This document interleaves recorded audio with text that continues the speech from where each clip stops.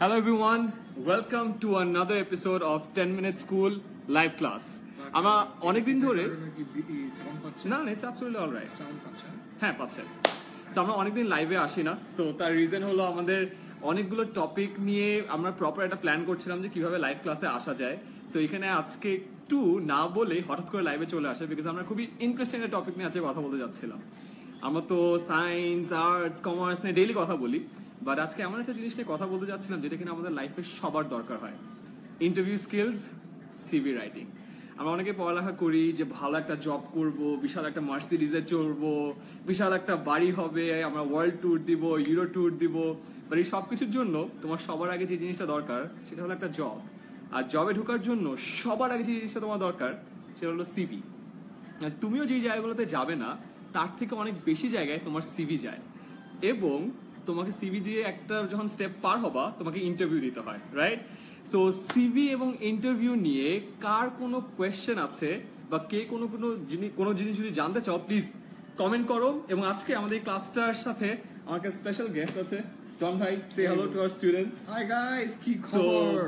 already প্রচুর student I guess এই ক্লাসের ব্যাপারে জানিস, আমরা আড়াইশো মানুষ অলরেডি পেয়ে গিয়েছি যারা কিনা এখনো আসেনি, এবং তোমাদের ফ্রেন্ডরা যারা সিভি রাইটিং বা ইন্টারভিউ স্কিলস নিয়ে এখনো চিন্তায় আছে বা কথা বলতে চায় বা আইডিয়া নিতে চায় তাদের সাথে প্লিজ লাইভ ক্লাসটি শেয়ার করো, এবং আমরা আমাদের ক্লাসটি শুরু করতে যাচ্ছি।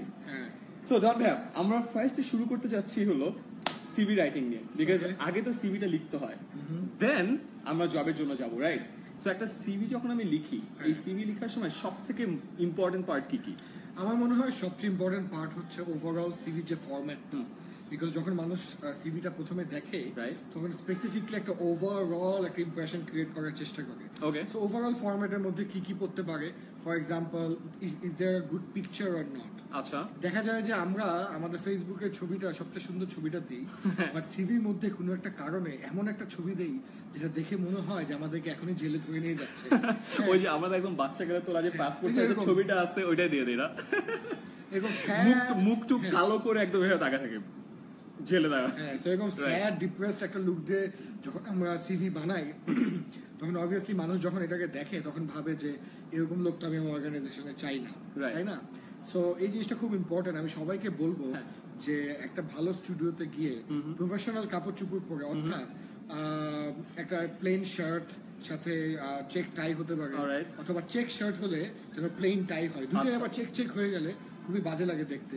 মেয়েদের ক্ষেত্রে it can be a decent desi kameez, it can be a sari, it can be a suit, এবং মিনিমাম মেকআপ, মানে দেখে যেন মনে না হয় যে বিয়ে বাড়িতে যাচ্ছি।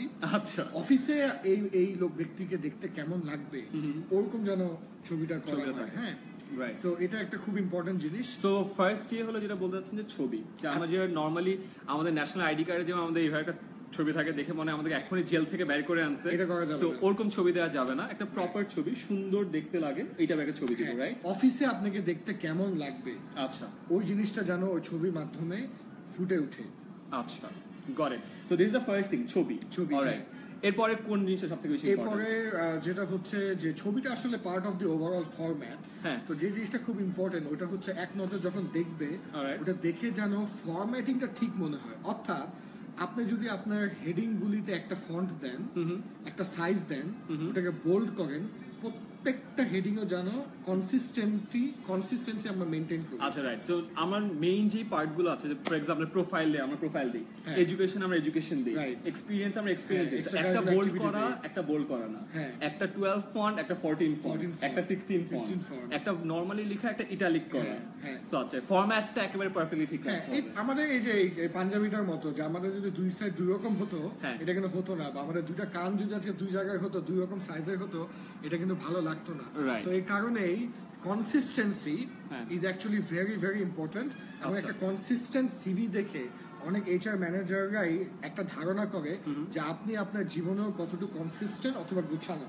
ওকে, সো আপনি যে কোনো ধরনের ফন্ট ইউজ করতে পারেন, but it's better if it's a formal font like Arial অথবা ক্যালিব্রি। আচ্ছা, এবং যে কোনো হেডিং এ আপনি যে কোনো সাইজ দিতে পারেন, এরকম কোনো ফিক্সড রুল নাই। But whatever you do, spacing, font, size, type সব যেন পুরো সিভিতে কনসিস্টেন্ট থাকে। ডন ভাই, আমাদের অলরেডি এই ক্লাসে 650 জন স্টুডেন্ট দেখছে। সো আমি সবাইকে ইনভাইট করবো, আজকে আমাদের ক্লাসটা হলো সিভি রাইটিং এবং ইন্টারভিউ স্কিলস নিয়ে। সো সিভি এবং ইন্টারভিউ নিয়ে যার যে ধরনের কোয়েশ্চেন আছে প্লিজ আমাকে কমেন্টে জানাও।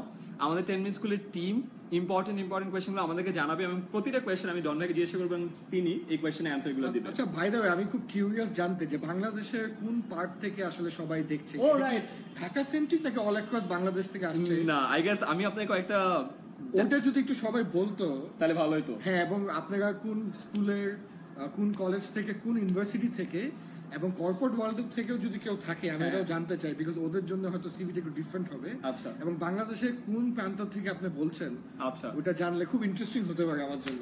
রাইট, সো আই গেস আমাদের এখন 700 জন আছে। প্লিজ তোমরা একটু আমাদেরকে জানাও যে কে কোন জায়গা থেকে এবং কে কোন স্কুল, কলেজ বা ইউনিভার্সিটি থেকে বলছো।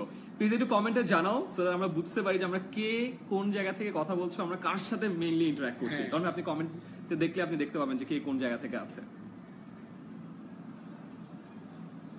আমি দেখছি ধানমন্ডি, ঢাকা, হ্যাঁ, অনেকে অনেক কিছু লিখছে। Wow, excellent. আমরা এনএসইউ থেকে দেখছি, হ্যাঁ, NSU, Bogura, Dinajpur, Dhaka, Pabna. Fahim from ULAB, excellent. Ispahani university, Keraniganj, Uttara, Dhaka. আর ওয়াও, আবারও ঢাকা থেকে আপনি যদি নামগুলো একটু বলেন তাহলে সুবিধা হবে। হ্যাঁ, মাহমুদুর রহমান প্রিয়া ঢাকা থেকে, ইমাম হোসেন উত্তরা, শুভ সাহা রাজশাহী থেকে, আচ্ছা, আব্দুর রহমান পাপ্পু এক্স এনএসিও from Chittagong, Azim Mondal from BUP, Tajibur Rahman কুলো ফ্রম ঢাকা। ওকে, নাজমুল অরণ্য লিখেছে I am watching from Grand Cayman, British overseas territory. Wow, this is so inspiring যে ঢাকার বাইরে, বাংলাদেশের বাইরে, এত এবং এশিয়ার বাইরে এত দূর থেকে আমাদেরকে দেখছে। Thank you, we really appreciate that. অনেক রেসপেক্ট করি ব্যাপারটা। ভাওয়াল থেকে দেখছে, দোহা থেকে একজন যার নাম দোহা, সে দেখছে বাহরেন থেকে। আচ্ছা, আরিফ আর হোসেন জয়েন করেছে। হ্যালো আরিফ ভাই। হাই আরিফ ভাই, আসসালামু আলাইকুম। 10 মিনিট স্কুল অ্যাডমিন একজন মনে হয় দিয়েছে বিকারুন্নেসা কলেজ থেকে ইশিতা আছে, অর্ণব আছে from ideal college, definitely international university থেকে। আই গেস সারা বাংলাদেশ না এবং বাংলাদেশের বাইরে থেকেও স্টুডেন্টরা দেখছে, রাইট? সো আমি একটা ছোট্ট রিকোয়েস্ট করব, যারা দেখছো তাদের ফ্রেন্ডদেরও যাদের সিভি রাইটিং এবং ইন্টারভিউ স্কিলস নিয়ে কোনো কোয়েশ্চেন আছে তাদের সাথে ভিডিওটা শেয়ার করো, যেন আমরা সবাই মিলে ক্লাসটা শুরু করতে পারি। তো ডন ভাই, এবার আসলে প্রশ্ন উত্তর পালা, ঠিক আছে? সো নেক্সট কোয়েশ্চেন, সিভিতে আমরা যেটা করি সবার আগে কোনটা দেওয়া উচিত? প্রোফাইল দেওয়া উচিত, এক্সপিরিয়েন্স দেওয়া উচিত, না এডুকেশন দেওয়া উচিত? when you mean by profile, তুমি কি মিন করো ছবির পাশে যে একদম? না, ছবির পাশে না, মানে আমার নাম, মানে পার্সোনাল ডিটেইলস। আচ্ছা, হ্যাঁ। কারণ আমার কাছে মনে হয় যে আমার নাম বা আমার বাবার নাম বা আমার বাবা কি করে এর থেকে বেশি ইম্পর্টেন্ট হয় আমার এডুকেশন ব্যাকগ্রাউন্ড কি বা আমার এক্সপেরিয়েন্স গুলো কি বা আমার অ্যাচিভমেন্ট গুলো। রাইট। সো বেসিক্যালি যে স্ট্যান্ডার্ড যে ফরম্যাট গুলি আছে, যে ছবি ঠিক পাশে আপনার ফুল নামটা থাকতে হবে, এগুলো একটু আমি বলি, এটা একটু ইম্পর্টেন্ট। প্রেজেন্ট অ্যাড্রেস থাকতে হবে ভাই। অনেকে যেটা করে সিভির মধ্যে পার্মানেন্ট আর দেশের বাইরেই একটা অ্যাড্রেস দেয়, অথবা তার এমন একটা অ্যাড্রেস দেয় যেখানে সে এই মুহূর্তে থাকে না। এখন উত্তরা থেকে যে আপনার সিভিটা পেয়েছে এইচআর, ও জানতে চায় আপনি কোথায় থাকেন। তখন যদি আপনার অ্যাড্রেসে লালবাগের অ্যাড্রেস থাকে, যেটা ঢাকার ওই মাথার থেকে, সে আপনাকে হয়তো নিতে অত ইন্টারেস্টেড হবে না, অথবা মনে করবে যে আপনার পক্ষে লালবাগ টু উত্তরা করাটা ডেইলি বেসিসে ইম্পসিবল। বাট আপনি কিন্তু থাকেন উত্তরায়, বাট আপনি একটা হয়তো পার্মানেন্ট অ্যাড্রেস দিয়ে দিয়েছেন। সো ফুল নেমের নিচে যে অ্যাড্রেসটা থাকবে, that has to be your present address. Then phone number যেটা হবে, it has to be your present phone number. এবং আরেকটা কথা সবাইকে বলি যে মানে কোথাও সিভি দিলে প্লিজ ডোন্ট সে আমি তো আননোন নাম্বার ধরি না। Don't say like that. মানে when you have applied somewhere, আপনাকে তো আননোন জায়গা থেকে ফোন দিবে। সো প্লিজ আননোন সব নাম্বার পিক করবেন, বি এক্সট্রা কেয়ারফুল। আপনাকে কেউ কিন্তু SMS করবে না, বিকজ ইউজুয়ালি একটা রিসেপশনিস্ট ফোনগুলি দেয়, তো সে একবার দুইবার চেষ্টা করবে, না পারলে বাদ। সেগুলো কখনোই আপনাকে SMS করে বলবে না dear sir I am calling from here. It will never happen. এগুলো একটু খেয়াল রাখবেন। এবং তারপর আপনার লিখতে হবে অবজেক্টিভটা। তো খুব ইম্পর্টেন্ট এই জিনিসটা, আমি একটু আপনাদের সবাইকে মন দিয়ে শুনতে বলবো। অনেকেই ক্যারিয়ার অবজেক্টিভের জায়গায় শুরুতে যেটা থাকে গল্প, কবিতা, গদ্য, ছন্দ এসব লিখে I want to utilize my skills to bring positive change in Bangladesh and change my life and my family. ভাই, এগুলি আপনার পার্সোনাল গোল হতে পারে, career objective has to be one single sentence. আচ্ছা। It can be 1-2 line, simple sentence, single sentence, যেটার মাধ্যমে আপনি আপনার ক্যারিয়ারে কি করবেন ওইটাকে ক্লিয়ারলি বলবেন। For example, to work in the sales and marketing sectors of local or multinational pharmaceutical industries of Bangladesh. যেখানে অ্যাপ্লাই করতেছি তাদের জন্য যেন আমার ফিটটা পারফেক্ট হয়, রাইট? এই জিনিসটা, বিকজ আমার মনে হয় সব থেকে বড় যে ভুলটা করি আমরা যে জায়গায় অ্যাপ্লাই করছি এন্ড আমরা নিজেরা যেটা, সো ওরা যা চাচ্ছে আমাদের মধ্যে যা আছে এটার মধ্যে কিন্তু অনেক ওভারল্যাপিং ফ্যাক্টর আছে, ওই জিনিসটাকে আমার হাইলাইট করা দরকার বেশি, রাইট? অ্যাবসলিউটলি। তো ওইটা, এই জিনিসটা খুব ইম্পর্টেন্ট। আপনারা মানে আপনি পার্সোনালি দেশের জন্য কি করতে চান অথবা আপনি কিভাবে এটাতে লাভবান হবে, this is not your career objective. Your career objective, you want to become XYZ or want to work in that. আমি একটা উদাহরণ দিই, যেমন ব্যাংকের ক্ষেত্রে হতে পারে to work in the financial industries of Bangladesh, okay, right, and grow rapidly with increasing responsibilities. So যারা ব্যাংকে চাকরি করছে ওটা লিখে রাখো। That's right. এত স্পেসিফিক না হলেও at least যে সিভিটা দেখবে সে বুঝবে যে আপনার মাথায় ডিরেকশনটা clear, that you want to work in the finance. আবার আরেকটা উদাহরণ দিয়ে, আপনি যদি টিচার হতে চান এবং কোনো স্কুলে কাজ করতে চান, you can write to work in the different schools and colleges of Bangladesh. আরো স্পেসিফিক হতে পারেন in the different English medium school, হতে পারে না যাতে ইংলিশ মিডিয়াম মধ্যে পড়াবেন। এক্স্যাক্টলি। আবার আপনি যদি সাবজেক্টও জানেন, so you can say to work as a maths teacher, right, in the different private and public English medium schools of Bangladesh, and grow rapidly with increasing responsibilities. True. Something like that. আমাদের এখানে আরো অনেকে প্রশ্ন করছে যে CV নিয়ে কিছু common mistake থাকে যেটা আমরা সবাই করি, কিছু কমন মিস্টেক। সো আমি একটা বলি, আপনি একটা বলেন, লেটস সি এটা করলে কেমন হয়। যেমন আমি দেখি যে সব থেকে বড় একটা মিস্টেক যেটা সবাই করে, এন্ড আই মিন সবাই করে, সিভিটা যখন পাঠায়, মনে করেন সফট কপি পাঠাতে হবে, ওয়ার্ড ডকে পাঠায়। ইউজুয়ালি যখন ফর্মালি আমরা কখনো কাউকে কিছু দেই, আমাদের পিডিএফ ফরম্যাটে পাঠাতে হয়। So that's the first mistake. CV যখন আমরা পাঠাচ্ছি ওয়ার্ড ডকে না, পিডিএফ এ পাঠাও। এবং দ্বিতীয় যেটা, দুইটাই পাঠাও। আর সেকেন্ড বিগেস্ট মিস্টেক কি জানেন, সিভি যে ফাইলটা পাঠাচ্ছে, সিভি ফাইল রিনেম করে আমরা সিভি লিখি। এখন সিভি লেখা যদি আমি ফাইলটা পাঠাই, ও কিভাবে বুঝবে এটা কার সিভি? তো সিভিতে অ্যাটলিস্ট আমার নাম আর মোবাইল নাম্বারটা দেওয়া থাকলে সে খুব তাড়াতাড়ি কিন্তু আমাকে ট্র্যাক করতে পারে। তো নেক্সট টাইম যারা সিভি পাঠাচ্ছ, প্লিজ পিডিএফ এ পাঠাও, সিভির নামটা রিনেম করে সিভিতে তোমার নিজের নাম এবং পারলে মোবাইল নাম্বারটা দিয়ে দাও। এবং থার্ড, খুবই প্রফেশনাল হয় তুমি যদি সিভির সাথে একটা কভার লেটারও দিয়ে দাও। এখন কভার লেটার নিয়ে অফকোর্স অনেক কোয়েশ্চেন আসবে। Cover letter is just like an application, যে আমি আমার এই জবের ব্যাপারে আমি একটা পেপারে পড়েছিলাম এবং এত তারিখে এই রেফারেন্স আমি পেয়েছিলাম, এবং এই জব অ্যাপ্লিকেশনের যে রেফারেন্স আপনি দিয়েছেন ওইটার প্রেক্ষিতে আমি আজকে আমার সিভিটি পাঠাচ্ছি এই জবের জন্য।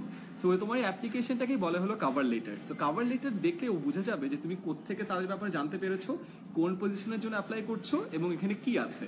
সো এটা হয়ে গেলে তোমার কভার লেটারের সাথে সিভিটা সুন্দর করে একখানে করে পিডিএফ হিসেবে পাঠাবে। So that's the first mistake that we should all take care of. Second mistake, এবং এই মিস্টেকের সাথে আমি একটু অ্যাড করি, যেটা আমি অনেকবার অভিজ্ঞতা করেছি ফিলিপ মরিসে থাকা অবস্থায়। সিভি দেয়, সাথে একটা আলাদা জেপিজি ফাইলে ছবি দেয়। It is so funny, because আপনি কি এক্সপেক্ট করছেন যে ও কি সিভিটা প্রিন্ট আউট নিবে, ছবিটা প্রিন্ট আউট নিবে, দেন একটা সাথে একটা পেস্ট করবে? এটা ইম্পসিবল। সিভিটার মধ্যেই যেন ছবিটা পেস্ট করা থাকে। There cannot be a separate file for your picture. Okay, so number 2 mistake, যেটা আমি আবারও বলবো, এবং যে মেজর একটা কারণ, যে কারণে মাল্টিন্যাশনাল এবং ইন্টারন্যাশনাল এনজিওরা রিজেক্ট করে সিভি, ওইটা হচ্ছে নেভার এভার ইউজ your আত্মীয় স্বজন as a reference. আত্মীয় স্বজন, পাশের বাসায় আঙ্কেল, হ্যাঁ পাশে এলাকায় বড় ভাই, no one is your reference. Reference শুধু দুইজন হতে পারে। এক, একাডেমিক্স, মানে আপনার টিচাররা, আপনার প্রফেসররা, যাদের সাথে আপনার রিসার্চ করেছেন এরকম কিছু। আর দুই, আপনার প্রফেশনাল, মানে আপনার বস, আপনার কলিগ, আপনার যার সঙ্গে সম্পর্কটা হচ্ছে প্রফেশনাল। এই দুইটা, এই বাইরে কখনোই রেফারেন্স অন্য কেউ হতে পারে না।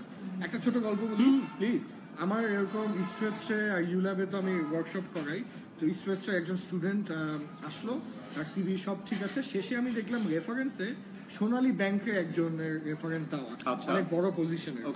তো আমি সোনালী ব্যাংকে এটা দেখে আমি পিছনে সিভিতে ট্র্যাক করতে পারছি না যেটা কিভাবে সম্পর্কটা, বিকজ সোনালী ব্যাংক রিলেটেড কোনো পড়াশোনা সে করে নাই, আচ্ছা, এবং সোনালী ব্যাংকে কোনো চাকরি বা ইন্টার্নশিপও সে করে নাই, হ্যাঁ, তাহলে এটা কিভাবে আসলো?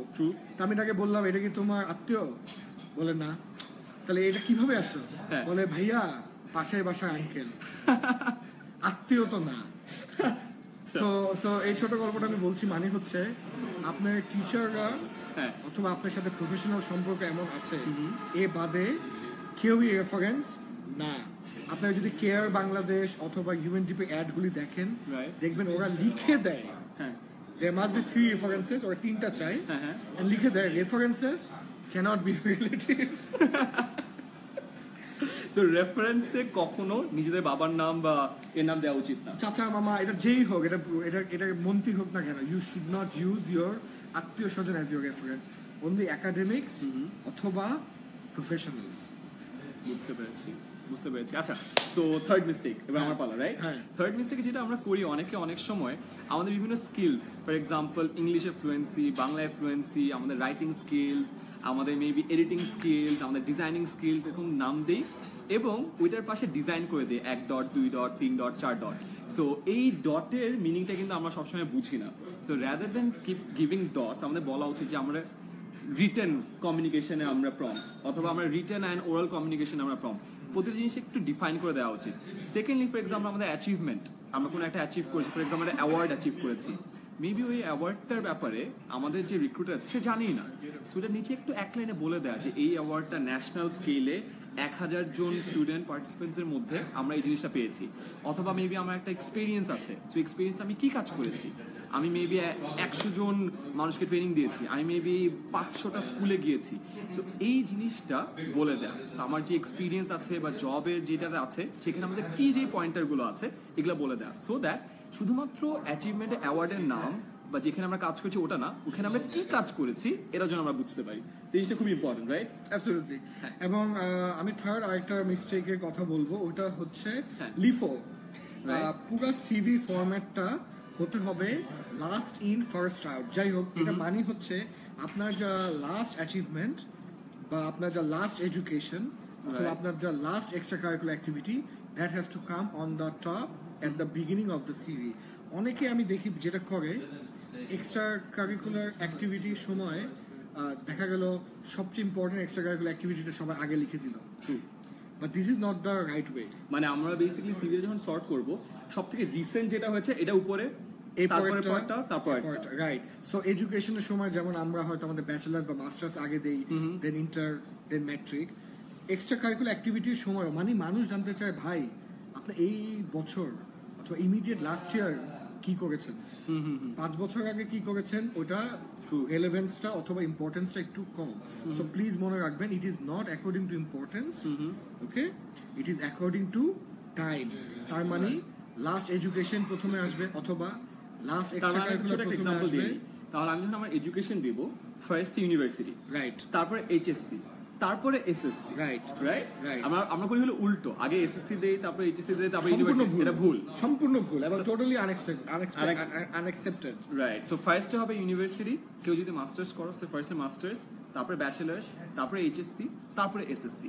সো একদম রিসেন্টলি যেটা হয়েছে ওটা উপরে থাকবে, পরের গুলো নিচে থাকবে। বেশি ভুলটা করে এক্সট্রা কারিকুলার অ্যাক্টিভিটি অথবা অ্যাওয়ার্ডস এর গিয়ে। রাইট। দেখা গেল যে আপনি 2015-তে জীবনের সবচেয়ে বড় অ্যাওয়ার্ডটা পেয়েছেন, হ্যাঁ, কিন্তু সবার আগে ওটা দিয়ে দেয়, দেন আবার 2016-17 আসতে থাকে। না, it's not about the importance, but it's about latest. এই যে 2016-তে বা 17-তে আপনি কি পেয়েছেন, দেন 16, দেন 15, দেন 14। আচ্ছা, হ্যাঁ, নট অ্যাকর্ডিং টু ইম্পর্টেন্স। এটা খুবই ইম্পর্টেন্ট একটা জিনিস আমি বলছি। সো এই তোমার নেক্সট, আচ্ছা, next big mistake, right? Big mistake. So next big মিস্টেকে আমার মনে হয় যে এখানে আমরা যখন রেফারেন্স দিই, যে আপনি যে কথাটা বললেন, রেফারেন্সের সময় আমরা অনেক সময় রেফারেন্স না পেয়ে শুধুমাত্র টিচারদের নাম্বার দিয়ে দিই। সো এটা না কর্পোরেট লেভেলে না একটা একদম যায় না। সো আমার এক্সপিরিয়েন্স যেখানে আছে, ফর এক্সাম্পল আমি একটা ক্লাবে কাজ করেছি, আমি একটা অর্গানাইজেশনে একটা ইন্টার্নশিপ করেছি, আমি মেবি একটা সার্ভেয়ার হিসেবে কাজ করেছি, রিসার্চার হিসেবে কাজ করেছি।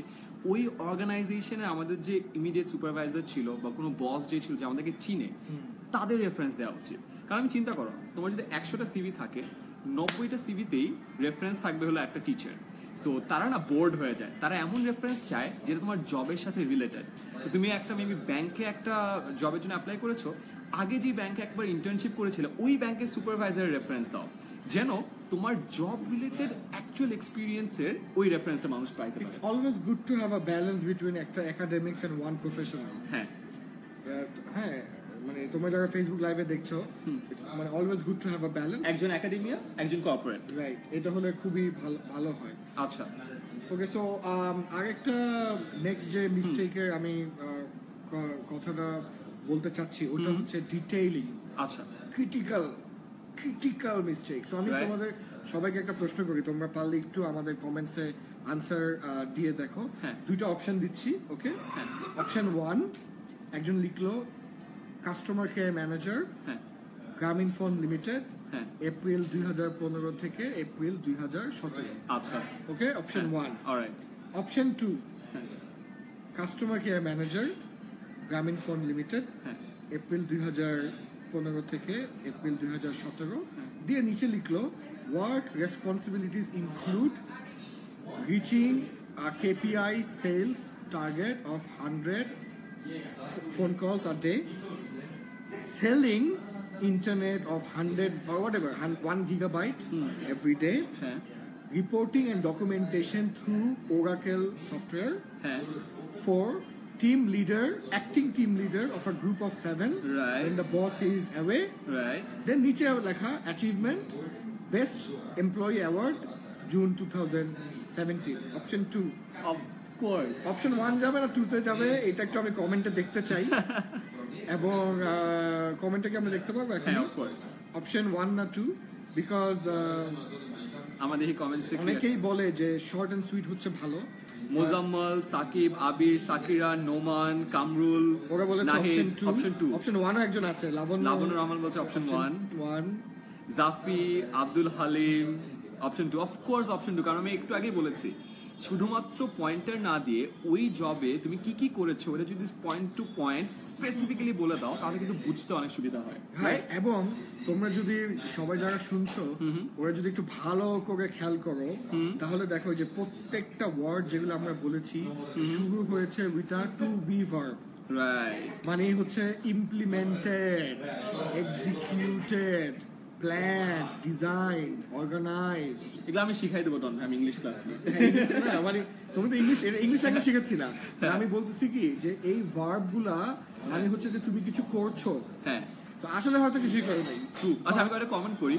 মোহাম্মদ ইমরান, মিন্টু, ইশরাত, মোজাম্মেল, শাকিল, পুলক, মাহিন, হোসেন, ইশিতা, ফারিয়া সবাই বলছে 2। সো আই গেস আমরা বুঝতে পেরেছি যে 2। আচ্ছা, সবাই বলছে 2, বাট তারপরও কিছু কিন্তু অপশন 1 আমি দেখতে পাচ্ছি।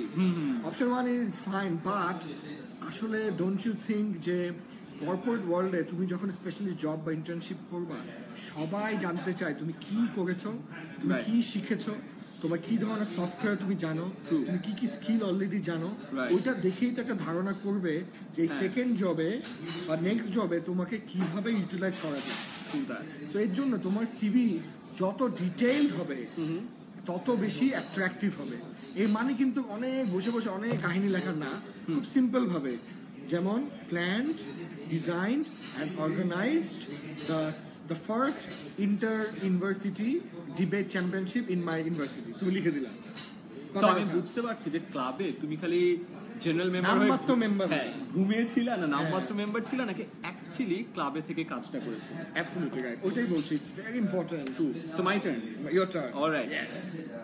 একটা ভেরি কমন থিং, আমাদের সবাই আমরা যখন ইমেল আইডি খুলি, আমরা মেবি বাচ্চা থেকে ক্লাস 6, 7, 8 থাকা অবস্থায় আমরা ইমেল আইডি খুলি, বা এখন তো মেবি ক্লাস 3, 4 এর বাচ্চারা ইমেল আইডি খুলে। তো প্রথম আমরা যখন ইমেল আইডি খুলি আমরা অনেক কুল একটা ইমেল আইডি দেওয়ার চেষ্টা করি। brokenglass@gmail.com, cute angel লিখতে যে কিউট অ্যাঙ্গেল লিখে টানজি, প্রিন্সেস ডায়ানা, ফারিহা, মারিয়া, অনেক কিছু। hotmail@hotmail.com, আচ্ছা, hotboy@hotmail.com। তারপরে অবুঝ বালক, অবুঝ বালক, অচেনা মন। এইসব ইমেল আইডি তুমি জাস্ট চিন্তা করো, তোমার সিভিতে এইসব ইমেল আইডি যদি থাকে তোমার জবটা ওইখানেই চলে যাবে। প্লিজ একটু আমাকে জানাও কে কে এই টাইপের ইমেল আইডি দেখেছো বা ফেসবুকের নেম দেখেছো প্লিজ আমাকে একটু কমেন্ট করে জানাও। স্পেশাল যদি কোনো নাম থাকে যেগুলো আমরা বলিনি, তাহলে আমরা আসলে বুঝতে পারবো যে বাংলাদেশে আরো কত স্পেশাল নাম এখানে আসছে, রাইট? তো প্লিজ এখানে কমেন্টে জানাও যে কারা কারা এই টাইপের স্পেশাল নাম দেখেছে, এবং প্লিজ তাদের একটু জানাও এই ইমেল আইডিটা যদি তোমার ওই যে সিভিটা আছে ওই সিভিতে থাকে, ওই একটা ইমেল আইডির জন্য মেবি তোমার জবটা হবে না। সো প্লিজ এই টাইপের ইমেল আইডি দিও না। আর প্লিজ আমাকে একটু কমেন্ট করে জানাও যে আজকালকার ছেলেপেলেরা আর কি ধরনের ইমেল আইডি ইউজ করছে। মানে মেইন ব্যাপার যেটা হচ্ছে যে জবটা বা সিভিটা তো একটা প্রফেশনাল জিনিস, স্পেশালি কিছু কিছু অর্গানাইজেশন অথবা সেক্টর, ফর এক্সাম্পল ব্যাংকরা কিন্তু খুবই কনজারভেটিভ। ট্রু, বিকজ তুমি যদি এখন ব্যাংকে ঢুকে দেখো গোলগলা একটা টি শার্ট এবং জিন্স পরে এমপ্লয়ার ঘুরে বেড়াচ্ছে, তোমাদের মনে হবে থাক টাকা এখানে না দিই। হ্যাঁ, সেই কারণে ব্যাংকে দেখবে সবাই এভরিডে শেভ করতে হয়, সবাই টাই পরা থাকে, সবাই স্যুট পরা থাকে, ফর্মাল। আচ্ছা, আমি কতগুলো ইমেল আইডি পেয়েছি। flame.mahil হার্ট স্লেয়ার, সবচেয়ে ভালো এটা চরম বেসিক চরম বেসিক, চরম কিন্তু বেসিক, অদৃশ্য বালক, অজানা পথিক, হিউজ বয়, আমি কুল, মানে হিউগো বস লিখতে চাইছি, লাল পরি, এঞ্জেল ফারিয়া। ও মাই গড, ও মাই গড। তারপর চিন্তা করো এই ভিডিওটা প্লিজ তাদের সাথে আমি হাত জোর করে বলছি, তাদেরকে প্লিজ এই জিনিসটা জানাও, এই একটা ইমেল আইডির জন্য তাদের পুরো জবটা ক্যান্সেল হয়ে যাবে। সো প্লিজ কেউ কারো নাম বা ইমেল আইডি এরকম ইউজ করো না।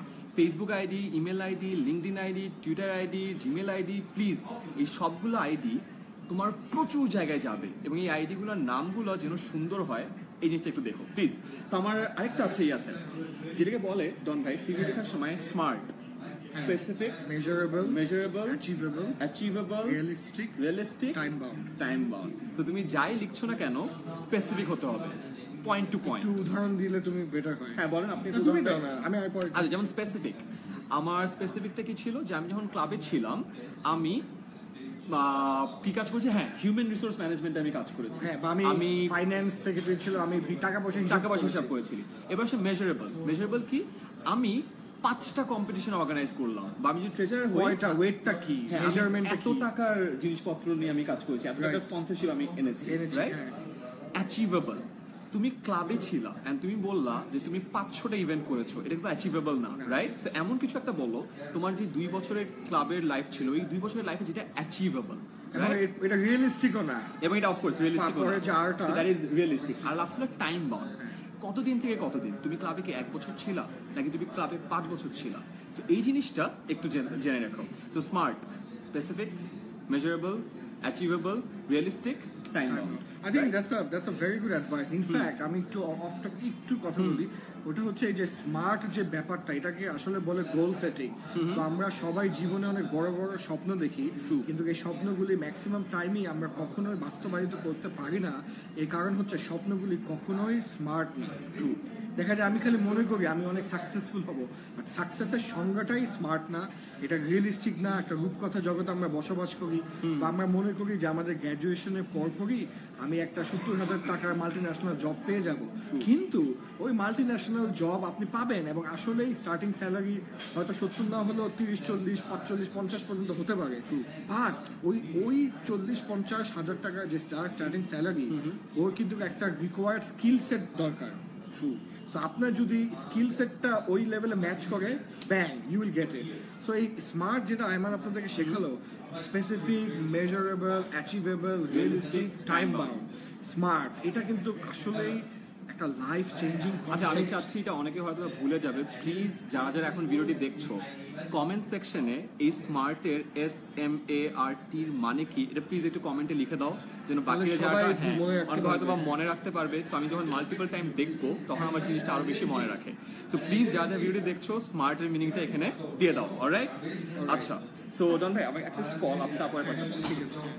আর আইমান তুমি একটু ওখানেও কথা বলো, ওরা। আর আমি যেটা বলছি যে কনসিস্টেন্সি নিয়ে তো আগেই বলেছিলাম, কনসিস্টেন্সিটা খুবই ইম্পর্ট্যান্ট, বিকজ ওই কনসিস্টেন্সিটা দেখে অনেকেই বুঝতে পারে যে আপনি আসলে কতটুকু গোছানো। আরেকটা জিনিস, কমন পাংচুয়েশনে অনেকেই অনেক মিস্টেক করে, মানে হচ্ছে ভাই কমার পর স্পেস দিতে হয়। অনেকে দেখি যে কমার পর স্পেস দেয় না সিভির মধ্যে, অবজেক্টিভের পর একটা ফুল স্টপ দিয়ে দিল, বাট যেখানে ফুল স্টপ হবে না, সেমিকলন হয়, হ্যাঁ হবে না, তারপর প্রপার নাউনকে ছোট হাতে লিখে দিল, আবার খামাখা একটা কমন নাউনকে বড় হাতে লিখে দিল। যেমন ধরেন সে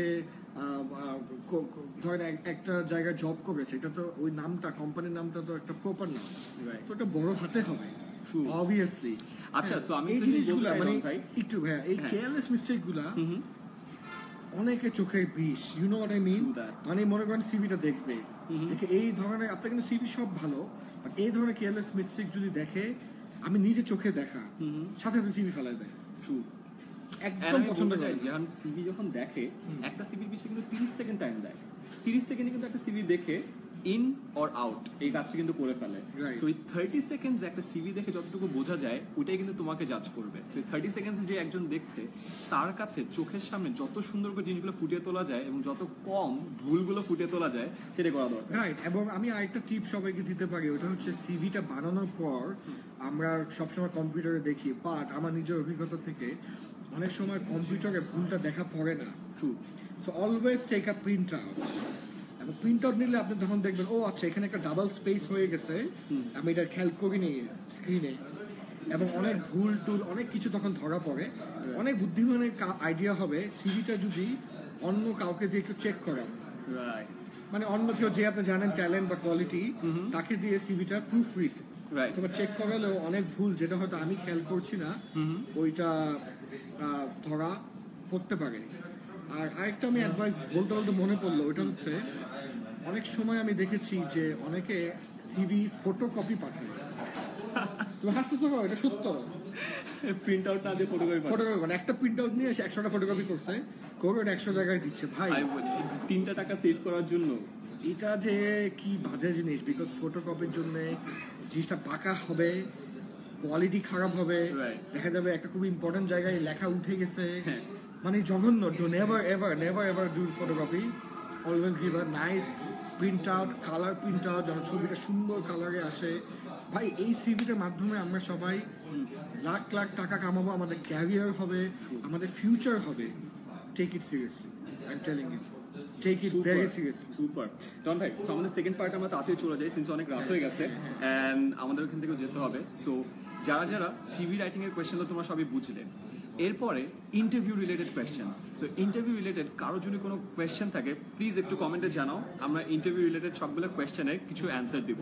সো ডন ভাই, এটা আমরা এমন করি যে সব থেকে কমন যে কোয়েশ্চেনগুলো আছে, আমি একটা একটা করে আপনাকে বলি, ওইটার জেনারেল একটা ভালো অ্যান্সার কি হতে পারে আপনি যদি একটু বলেন, তাহলে আগে আমাদের সবার বুঝতে খুব সুবিধা হবে।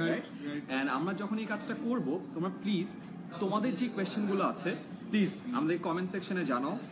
ইন্টারভিউ নিয়ে কারো যদি কোনো কনসার্ন থাকে, তোমাদের কোনো ফ্রেন্ড যেটা নিয়ে জানতে চায়, প্লিজ তাদের সাথে শেয়ার একটা বাটন আছে, ক্লিক করে তাদের সাথে ভিডিওটি শেয়ার করো, যেন আমরা সবাই মিলে ইন্টারভিউ রিলেটেড যে সব থেকে কমন কোয়েশ্চেন বা আমরা যেসব কোয়েশ্চেনে ঘাবড়ে যাই বা ভয় পেয়ে যাই, ওগুলোর অ্যান্সার জেনে নিতে পারি। সো ফার্স্ট কোয়েশ্চেন, ডন ভাই আপনার লাইফ থেকেই বলেন, ঠিক আছে? সো আমাদের প্রথম যে কোয়েশ্চেন ফেস করতে হয়, so mister Don, introduce yourself. My name is Don. My father's name is Rahmuddin. My mother's name is Bad. Kalima. Bad. I study in Dhaka University.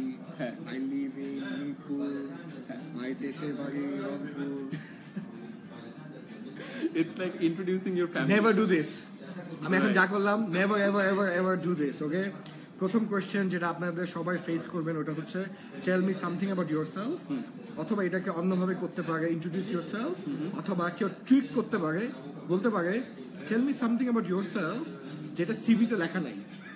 এভাবে অনেকভাবে জিনিসটাকে করতে পারে, বাট প্রথমেই দিস ইজ মাই গ্যারান্টি এই কোয়েশ্চেনটা করবে। So the trick is to give a more holistic 360 degree answer. অর্থাৎ আমি যেটা বোঝানোর চেষ্টা করছি ওটা হচ্ছে আনসারটা জানো শুধুমাত্র আপনার এডুকেশন অথবা আপনার আব্বার নামে সীমাবদ্ধ না থাকে, বাট আনসারটা tells a little bit about you, a little bit about your education, a little bit about extracurricular activity, a little bit about your family, a little bit about your passion or maybe your long-term goal. এইভাবে যেন একটা whole একটা idea দেয়, but খুব sweet ভাবে সুন্দরভাবে যেন জিনিসটা করা যায়। রাইট আরমান? সেকেন্ড কোয়েশ্চেন আমি এক্সাম্পল একটা দিই। হ্যাঁ শিওর। সো ফর এক্সাম্পল আমার ক্ষেত্রে যেটা হবে, থ্যাংক ইউ, আমি প্রথমেই থ্যাংক ইউ বলবো, বিকজ ফার্স্ট কোয়েশ্চেন। তো আমি হলে বলতাম thank you sir, Thank you, sir, for the opportunity. As you can already see on my CV, I have a very interesting name. It's Don. I've studied in a small university called ULAB, and a very different kind of subject called media and communication. I did very well in my studies. Karon dekchen CV te CGPA koto. Very well in my studies. Also, sir, during my university days, I was actively involved with a lot of club activities, mainly presidency for the film club and the media club, inter-university debate championship, and also involved with write-ups for Daily Star and other area. হালকা ও তো বাকিটা দেখতেছে details বলে দেন আমি চলে যাব I actually come from Old Town and I live with my parents. My parents both are involved in business. Sir, আমার long term plan হচ্ছে I would want to work in the communication sector, and I see myself as one of the top leading communication experts in this country. And communication কেন বলবো? Because interview দিতে গেছি কমিউনিকেশনে। যদি banking interview দিতে যেতাম তাহলে বলতাম I see myself as the next Abrar Anwar, as one of the most successful bankers in this country. এরকম বলতাম। মানে যেখানে যাবো ইন্টারভিউ দিতে তাকে তার মতো আনসার। বিকজ আমি ইন্টারভিউ দিতে গেছি ব্যাংকে গিয়ে বলতেছে I want to do communication. Doesn't sync. When in Rome, act like Roman. So এইভাবে বলে আমি একটু হয়তো বলতাম স্যার এবার I am also very passionate about reading writing, এই কারণে আমার একটা ব্লগ আছে বা হোয়াটএভার। আমার যদি কোনো এক্সট্রা কারিকুলার অ্যাচিভমেন্ট থাকে যে আমার একটা ব্লগ আছে যেখানে 1 লাখ লোক লাইক দেওয়া, I will highlight that. Because যে বেটা একটা ব্লগ গ্রো করে 1 লাখ লোক আনতে পারে, ব্যবসার ক্ষেত্রেও তা করতে পারবে অ্যাজ এ এমপ্লয়ি। ব্লগ থেকে আমি বলি এইসব রিলেটেড সবগুলো ব্লগের লিঙ্ক কিন্তু অলরেডি কমেন্ট সেকশনে আছে। সো যারা আমরা আজকে যে সিভি বা ইন্টারভিউ নিয়ে কথা বলছি এটা ব্যাপারে আরো ডিটেইলসে জানতে চাও, প্লিজ কমেন্ট সেকশন চেক করো। কমেন্ট সেকশনে লিঙ্ক দেওয়া আছে এবং লিঙ্কে গেলেই তুমি এইসবের ব্যাপারে একেবারে ডিটেইলসে জানতে পারবে। 10 মিনিট স্কুলে যে আমার 3টা ভিডিও ছিল একটু ওগুলো দিয়ে দাও। হ্যাঁ, ওরাও প্লিজ একটু ডন ভাইয়ের ভিডিওগুলো একটু কমেন্টে দিয়ে দাও যেন সবাই এই ভিডিওগুলো এখন দেখতে পারে। রাইট, আচ্ছা ডন ভাই, so second question, tell us something about your weaknesses. Sir, I don't have any weakness. No, এই জিনিসগুলো বলা যাবে না।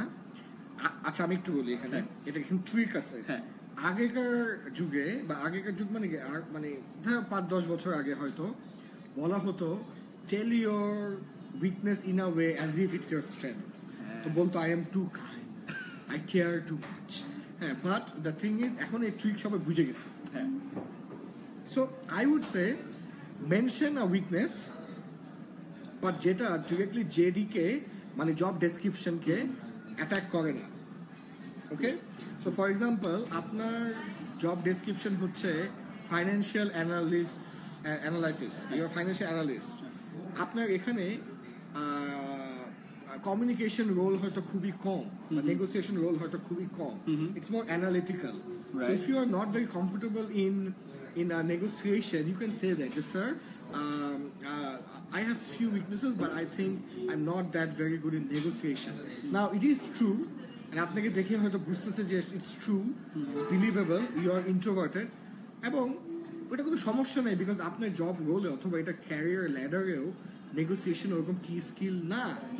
সে মনে করে নিবে যে আপনি এখন ইয়াং, নেক্সট 5-10 বছরে আপনি স্কিলটা শিখে যাবেন। Right, so don't say I don't have any weakness বা আমার উইকনেস হচ্ছে আমি খুব ইমোশনাল, এইসব কথা বললেন না। মানে যেটা সত্য ওটা বলেন, বিকজ যে ইন্টারভিউ নিচ্ছে ও কিন্তু বোকা না। ট্রু, ও কিন্তু আপনার চোখ দেখে বুঝে ফেলে সত্য কি মিথ্যা। True that. ডন ভাই, আমরা এখানে অনেকগুলো কোয়েশ্চেন পেয়েছি, অনেক অ্যামেজিং। অনেকে কোয়েশ্চেন করেছে যে এমবিএ কেন করেছেন, আগের চাকরিটা কেন ছেড়েছেন, এই নতুন চাকরিতে আপনার কি চাই, স্যালারি নেগোসিয়েশন, অনেক। I think right, let's do this.